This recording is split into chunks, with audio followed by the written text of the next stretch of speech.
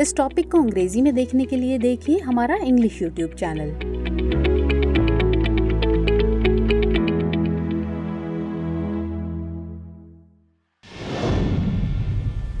दृष्टि IAS के to the point programme में आपका स्वागत है। आज का हमारा विषय है फेशियल रिकॉग्निशन टेक्नोलॉजी यानी FRT।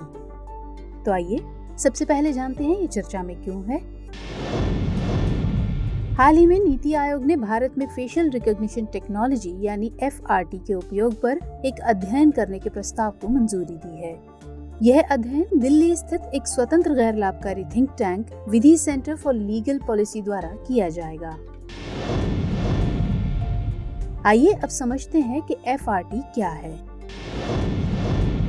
दरअसल ये एक प्रकार की बायोमेट्रिक तकनीक है जो सॉफ्टवेयर की मदद से किसी व्यक्ति के चेहरे की विशेषताओं को गणितीय रूप में मापती है। सॉफ्टवेयर किसी व्यक्ति की पहचान को सत्यापित करने के लिए डीप लर्निंग एल्गोरिदम का उपयोग करता है। यह कैमरे के प्रयोग पर आधारित है। यह चलती भीड़ में भी लोगों की पहचान को इंगित कर सकता है।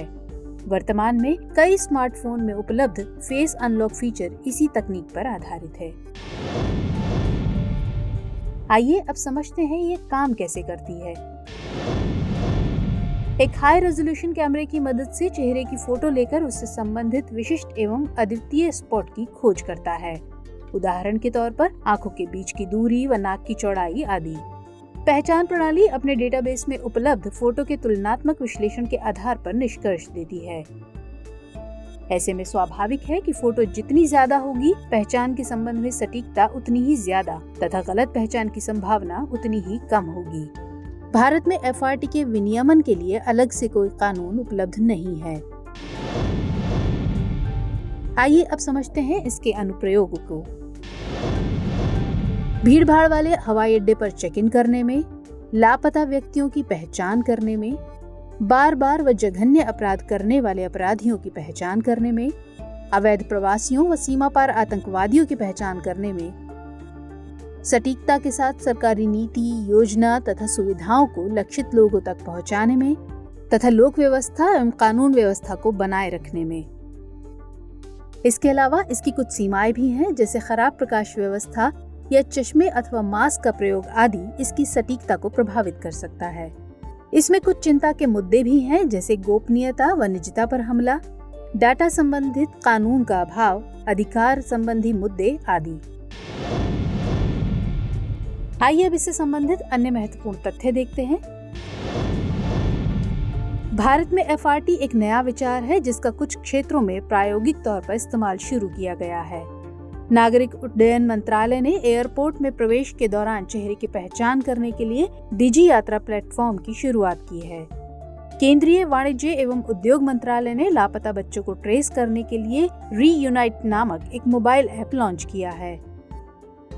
नेशनल क्राइम रिकॉर्ड ब्यूरो, कुछ राज्यों के पुलिस बल आदि द्वारा भी FRT का इस्तेमाल किया जा रहा है।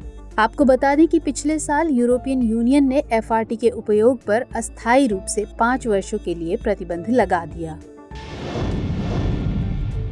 आइए अब बारी है आज के अभ्यास प्रश्न की। फेशियल रिकॉग्निशन टेक्नोलॉजी यानी FRT के संबंध में निम्नलिखित कथनों पर विचार कीजिए। कथन 1, भारत में FRT के विनियमन के लिए अलग से कानून उपलब्ध है।